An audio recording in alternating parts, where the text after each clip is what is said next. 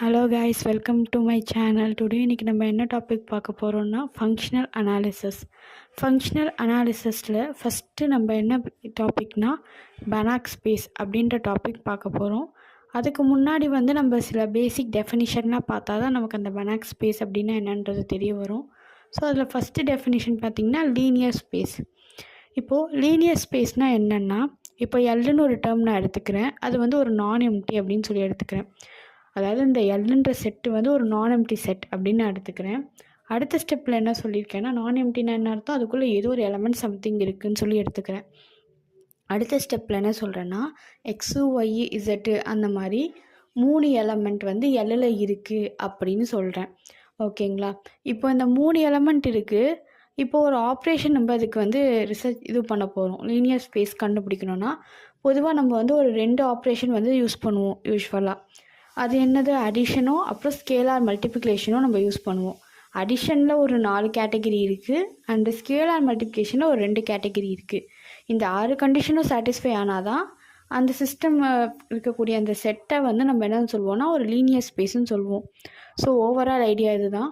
இப்போது அதில் addition exist ஆகுதுல, அதை பார்க்கலாம். இப்போது எக்ஸு ஒய் இசட்டு 3மே எல்லில் இருக்குது. இப்போ எக்ஸ் ப்ளஸ் ஒய் அப்படின்னு எடுத்தேன்னா அது ஈக்குவல் டு மை y plus x. So for example இப்போ 1 + 2 இஸ் ஈக்குவல் டுன்னு போட்டு 2 + 1 போடலாம். போத் ஆன்சர்ஸாக 3 தான். இந்த சேம் வே 3 எலமெண்ட்ஸுக்கு செகண்ட் ஸ்டெப்பில் நம்ம சொல்லியிருக்கோம். எக்ஸ் ப்ளஸ் ஒய் ப்ளஸ் ஜெட்டுன்னு இருக்குது. ஃபஸ்ட்டு எக்ஸ் ப்ளஸ் ஒய்யை ஆட் பண்ணிக்கிறோம், அப்புறம் ஜெட்டை ஆட் பண்ணுறோம். அடுத்த இது ஈக்குவல் டுவில் ஒய்யை ஜெட்டையும் ஆட் பண்ணிவிட்டு அப்புறம் எக்ஸை ஆட் பண்ணுறோம். எப்படி ஆட் பண்ணாலும் நமக்கு ஆன்சர் சேமாக தான் வரும். ஸோ இந்த 2 கண்டிஷன் முடிஞ்சுது. 3வது கண்டிஷன் என்ன சொல்கிறோன்னா, இதில் ஒரு யூனிக்காக ஒரு எலமெண்ட் நமக்கு இருக்குது அப்படின்னு சொல்லியிருக்காங்க. யூனிக்குனாலே நமக்கு அடிஷனில் பொறுத்த வரைக்கும் நமக்கு 0ன்னு வரும், மல்டிப்ளிகேஷனில் 1 வரும் நமக்கு. அது நமக்கு யூஸ்வலாகவே தெரியும். ஸோ இங்கே அடிஷன் சொல்கிறதுனால நமக்கு 0ன்ற ஒரு எலமெண்ட் எக்ஸிஸ்ட் ஆகிறாங்க. 0ன்ற எலமெண்ட் எல்லுக்குள்ளே இருக்குது அப்படின்னு சொல்லியிருக்கோம். ஆல்ரெடி XYZ அப்படின்ற ஒரு எலமெண்ட் இருக்குதுன்னு சொன்னோம். இப்போது 0 எலமெண்ட்டும் இதுக்குள்ளே இருக்குது அப்படின்னு நான் சொல்கிறேன். 0 எலமெண்ட்னா என்ன அர்த்தம், நமக்கு ஒரு ஆரிஜின் எலமெண்ட் அப்படின்னு நமக்கே தெரியும். 0 கூட அந்த எக்ஸை நான் ஆட் பண்ணனா என்ன கிடைக்கும், இன்றைக்கி எக்ஸே கிடைக்கும். இந்த எக்ஸுங்கிற எலமெண்ட் ஆல்ரெடி எல்லுக்குள்ளே இருக்குது. ஸோ இது முடிஞ்சிச்சு. அதுக்கு அடுத்தது ஃபைனல் ஆப்ரேஷன் என்னென்னா, இன்வர்ஸ் எக்ஸிஸ்ட் ஆகுதா இல்லையான்றது செக் பண்ணுவோம். ஸோ ஒரு வெக்டார் எக்ஸ்ன்னு இருக்குது அப்படின்றது நமக்கு தெரியும். அதுதான் டு ஈச் வெக்டார் எக்ஸ் இருக்குது.